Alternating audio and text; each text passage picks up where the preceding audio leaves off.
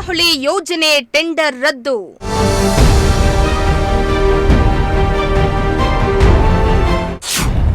ನೀರಿಗಾಗಿ ಶಿರಾ ತಾಲೂಕಿನ ಗ್ರಾಮಗಳ ಪರದಾಟ.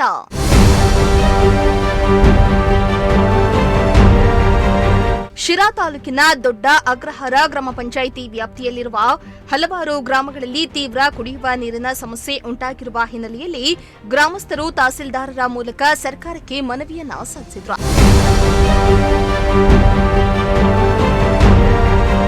ಬುಕ್ಕಾಪಟ್ಟಣ ಹೋಬಳಿಯ ದೊಡ್ಡ ಅಗ್ರಹಾರ ಗ್ರಾಮ ಪಂಚಾಯಿತಿ ವ್ಯಾಪ್ತಿಯ ಸುಮಾರು 10 ರಿಂದ 15 ಗ್ರಾಮಗಳಲ್ಲಿ ಕುಡಿಯುವ ನೀರಿಗೆ ತೀವ್ರ ಕೊರತೆ ಉಂಟಾಗಿದ್ದು, ಬೋರ್ವೆಲ್ಗಳನ್ನ ಕೊರೆಸಿದ್ರೂ ನೀರು ಸಿಗ್ತಾ ಇಲ್ಲ. ಅಲ್ಲದೆ ಅಲ್ಪ ಪ್ರಮಾಣದಲ್ಲಿ ಸಿಗುವ ನೀರಿನಲ್ಲಿ ಫ್ಲೋರೈಡ್ ಅಂಶ ಹೆಚ್ಚಾಗಿರೋದ್ರಿಂದ ಅದು ಸಹ ಕುಡಿಯಲು ಯೋಗ್ಯವಿಲ್ಲ. ಇದರ ಪರಿಣಾಮವಾಗಿ ಜನರು, ವಿಶೇಷವಾಗಿ ಮಕ್ಕಳು ಆರೋಗ್ಯ ಸಮಸ್ಯೆಗಳನ್ನ ಎದುರಿಸುತ್ತಿದ್ದಾರೆ.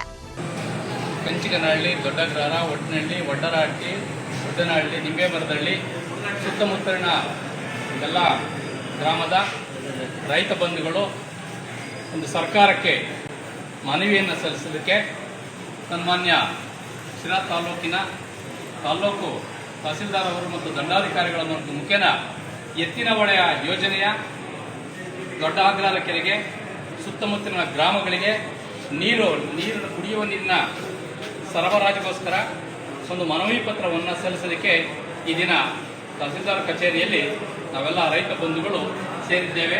ಇದರ ಉದ್ದೇಶ ಇಷ್ಟೇ, ನಮ್ಮಲ್ಲಿ 1200 ಅಡಿಯಿಂದ 1500 ಅಡಿವರೆಗೂ ಕೊರೆದರೂ ಸಹ ಜಾನುವಾರುಗಳಿಗೆ ನೀರು ಸಿಗುತ್ತಿಲ್ಲ.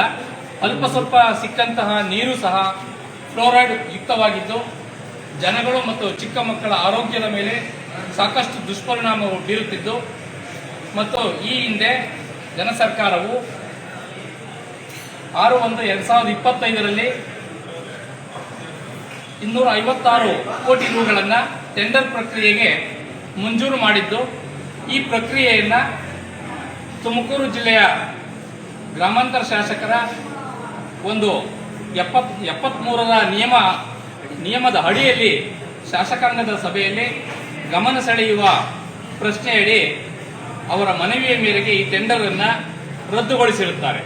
ಇನ್ನು ಸರ್ಕಾರದಿಂದ ಎತ್ತಿನಹೊಳೆ ನೀರಾವರಿ ಯೋಜನೆಯಡಿ ದೊಡ್ಡ ಅಗ್ರಹಾರ ಕೆರೆಗೆ ಈಗಾಗಲೇ 1,88,889 ಎಂಪಿಎಫ್ಟಿ ನೀರು ಹಂಚಿಕೆ ಮಾಡಲಾಗಿದ್ರೂ ಕಾಮಗಾರಿ ಸ್ಥಗಿತಗೊಂಡಿದೆ. ಆದ್ದರಿಂದ ತಕ್ಷಣವೇ ಟೆಂಡರ್ ಪ್ರಕ್ರಿಯೆಯನ್ನ ಮರುಸ್ಥಾಪಿಸಿ ಎತ್ತಿನಹೊಳೆ ಯೋಜನೆಯಡಿ ಶುದ್ಧ ಕುಡಿಯುವ ನೀರನ್ನ ಈ ಭಾಗದ ಗ್ರಾಮಗಳಿಗೆ ಒದಗಿಸಬೇಕೆಂದು ಗ್ರಾಮಸ್ಥರು ಶಿರಾ ತಹಸೀಲ್ದಾರ್ ಆನಂದ್ ಕುಮಾರ್ ಅವರಿಗೆ ಮನವಿಯನ್ನ ಸಲ್ಲಿಸಿದ್ರು.